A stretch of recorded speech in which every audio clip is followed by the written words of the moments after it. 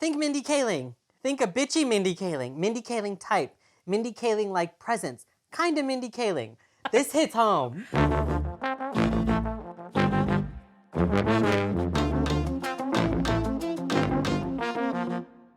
Hi, welcome to Famous Cast Words. I'm Lynn Marie Rosenberg. I'm here today at the home of activist, writer, actor, singer, producer Aneesh Sheth, and this is her boss, Ella. You might know Aneesh as Jillian on the most recent season of Jessica Jones. You might not know her from a series of popular software company commercials that aired only in Washington, one of which was directed by a man who broke my heart. And that is how small the entertainment industry is. Yes, it is. Hi, Aneesh. Hi, Lynn. This is truly probably the best day of my life. I'm glad. sitting with you with a dog, and people are filming me. It's really Doesn't nothing- get any better. No, it doesn't get any better than this. It doesn't get any Does better. it? So Jessica Jones recently dropped, on which you played Jillian, Jessica's assistant, right? Personal assistant, Yes. basically. Can you tell me a little bit about Jillian, both in the season and in the Marvel universe in general? I believe Jillian is new to the Marvel universe. Okay. She was not previously in the comics or anything. She's very fashionable. She's wearing couture the entire season, which was a joy for me. She's really smart and she's a really tough chick. She doesn't take any BS from anyone. Yeah, something I particularly like about Jillian, and I think we'll talk a fair amount about this today, is what is not focused on is the fact that she is transgender. Yeah, it's great. It's really amazing. Yeah. And you realize, I think there's been so much wonderful positive press about your character, about your Yeah. performance, but particularly about the character's presentation in the show. Yeah. And you realize how little we get to see transgender human beings just being human beings. Just being, yeah. Not in regards to their story. I'm lucky that a lot of my career has built on non-roles that were specifically trans, but this was the first time that I was in a capacity where I could develop a character where it wasn't just like somebody who was a guest spot on an episode. You know, there was like an arc that was happening through an entire season. And so as the season started going on, I started noticing that there was no story involving her identity, that she was just simply there as this assistant. She was badass. Oh, can I say that? Okay. You know, and that she was really tough and, you know, and she just existed. And as an actor, it was really amazing to be able to go to work every day and not have to add educating people on top of my job description. I could just go in as every other actor and be an actor and focus on my craft and focus on my storytelling. So in addition to representing the transgender community, you get to represent the South Asian community as well. I do. And something we have talked about is the discussion and casting of accents. Yes. What have you dealt with in terms of expectations of accents and Well, at this point in my career, I don't do anything that has an accent. If anything comes in that's like, oh, it requires an accent, I'm like, well, first of all, there's other actresses who have a much more authentic accent. If the role requires the person to have an accent, if the role doesn't require someone to have an accent and the accent is there for a joke, I clearly am not going to be a part of that. But like kind of tying into what I said earlier about the kind of roles that I've been blessed to play in this business have not been written for trans folks. A lot of the roles that I've also played have not been specifically written for South Asian folks as well. So being able to then also bring my identity into those roles where it wasn't specifically written in makes me feel really proud about my identity. Yeah. Yeah, and specifically with Jillian too, she was not supposed to be South Asian, and she is because I am. Yeah. I looked back through a few months worth of casting that is out in the world, and generally the only times the words South Asian or Indian appear for women is when they are lumped in with other ethnicities. Yep. There's very Yep. little written explicitly for South Yep. Asian characters. Now, Yeah. on the one hand, I do think it's wonderful that you have done parts that, like, you being you allows representation to occur. Right. On the other hand, it was very educational to really see starkly Yeah. how rare it is that these roles are being written for women. Absolutely. This community is so small, right? So I know so many Indian actresses who we all show up at the same auditions because those roles are so few and far between. And sometimes they're not even good, you know? They're just like, we made this character South Asian and there's like no thought put into why this character is this specific race or, why their culture is important to their character. It's just usually because we're trying to be more inclusive, which is a disservice to everybody around. It's a disservice to the actresses who come in for the role because it's like, that's the kind of stuff we have to play. And then it's also a disservice to the creators who aren't creating authentic characters, and then it's a disservice to the audience who's really looking for that type of representation.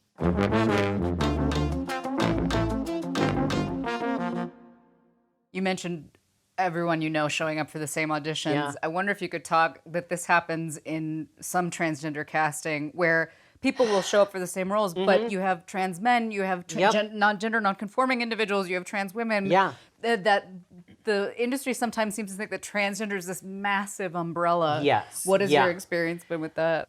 It's the same of like, I'm casting character A, B, C, and D, and they all just need to be of a certain age, That's one thing. But then there's also the problematic side of it where people they say, I'm looking for transgender people, and they'll cast a wide net because they think that being trans is a type.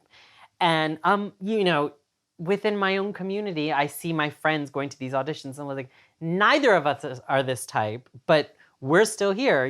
We know the girl or the guy or the non-binary person who is totally right for this, but somehow we all ended up here because they think that trans is just this type to be fulfilled. Right. Yeah. So in addition to being an actor and a singer, you also have a social work degree. I do. So you were in the industry and then you left to pursue a social work degree and you worked for the Trevor Project. I wonder if you could tell us about how you wind up deciding to leave and that time of your life and then how it informed back on your time in the industry. I came off of the national tour Bombay Dreams, and I was kind of in this place where I did play a trans character in the show, and it definitely got into my head about my own gender identity. And for a long time, people had been like, are you sure? Because I'd presented Very Femme for many, many years. People were saying, are you sure you don't want to be a woman? Are you sure you don't want to be a woman? And the things I kept saying was like, no, because of my career, right? Oh. And as my self-expression grew and my kind of self-exploration grew, I realized how less room the industry was making for someone like me. As so much so that I had an agent who was like, I can't find you work as a gay South Asian male. How am I going to find you work as a trans South Asian female? So after that, I obviously left the agency and I kind of did some exploring with my life. I said, well, what should I do? Someone said, well, why don't you look for a place to volunteer? And the Trevor Project was opening their New York call center. So I applied to be a counselor. And so that's how I started. And I was a counselor for a couple months there, and then there was a position opening within the program department. So I became the program intern, and I was there for about 2.5 years. By the time I left, I was associate manager of the call center. And it was during that time I had felt such a passion for helping other people. And I saw how little room there was for a trans person in show business that I thought, let me pursue something else. It's time for me to move on and pursue a different career path. Not knowing that in a few years' time, the industry would open its arms up to trans representation. Prior to me being a social worker in the entertainment industry, I felt like I had no confidence in speaking up for myself or anything else that was kind of happening in the industry. I just let things happen, and I wasn't forthcoming about what I wanted out of my career and what kind of opportunities I really wanted to be seen for. I was just kind of grateful to be existing. And then as a social worker, you really learn not to only advocate for your own needs as a social worker within the system, but as somebody who has to advocate for somebody else.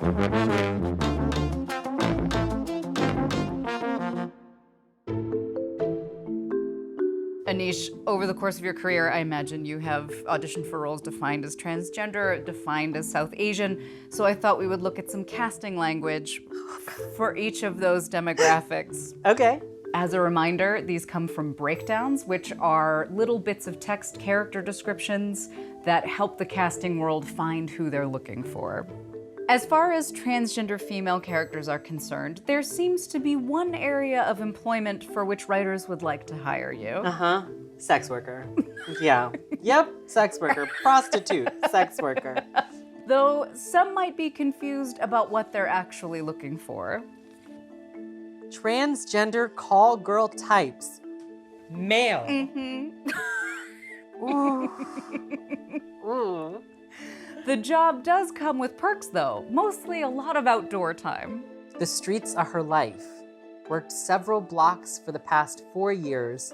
Selling herself on Sunset Boulevard has toughened her up beyond her years. You know, I want to say that I'm surprised and I'm shocked, but I'm actually not, because yes, you know how many times you see this. Yeah. Oh my goodness. And of course, sex work is a thing that It's a thing. you and can it's- do. Yeah. But when you're constantly, the only role that seems to be popping up Yes. is for that. And you know that when these characters, these sex work characters, are put in these scripts, they're not telling a nuanced story that's going to really bring empathy to that community, because we need to, because there's such a stigma around it. These are the topical, we need to be sensationalistic. Okay. Well, and half the time they die. Yes. But not only transgender roles are singularly focused on your sexual prowess. Apparently, as a South Asian woman, you'll be just as in demand for a certain expertise. Uses ancient religious rituals to rise to the top of the high-end escort business.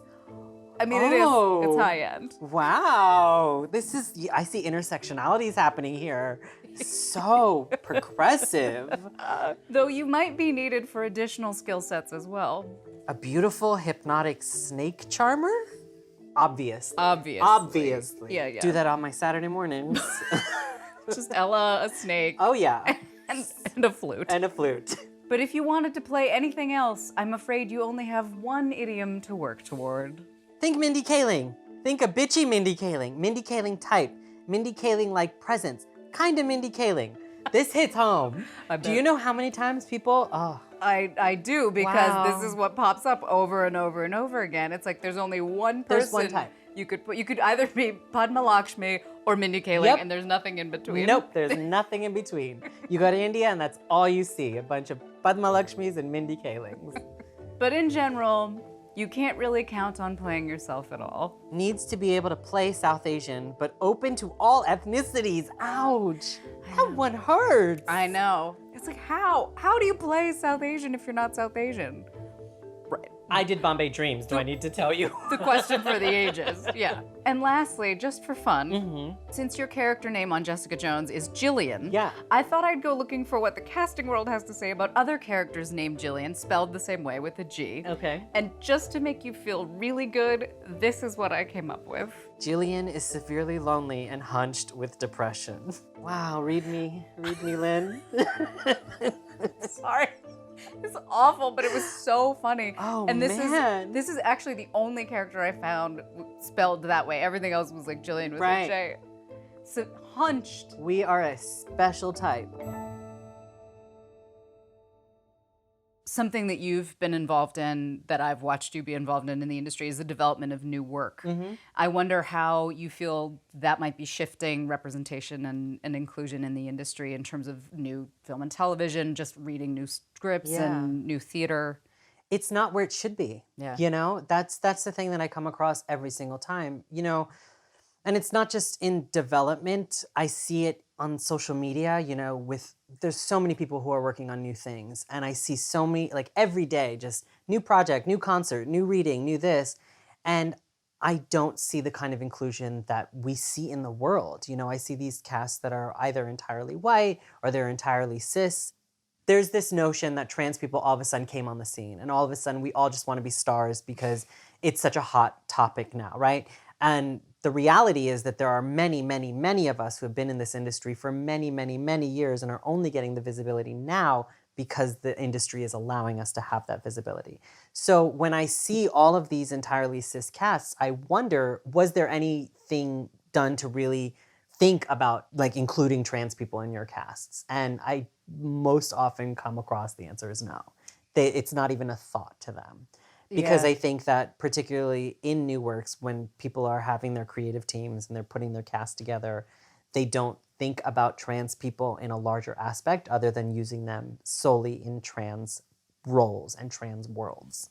I think the same goes for the disabled community Yeah. as well, where there's just this assumption that all roles have to be able-bodied, and they don't have to all be cis, they don't have to No. be able-bodied, they don't have to be white, you know. No, yeah. Something I talk to a lot of young writers about is you've got to start at the tiniest beginning of your project, the little table read you have in your living room. Yeah.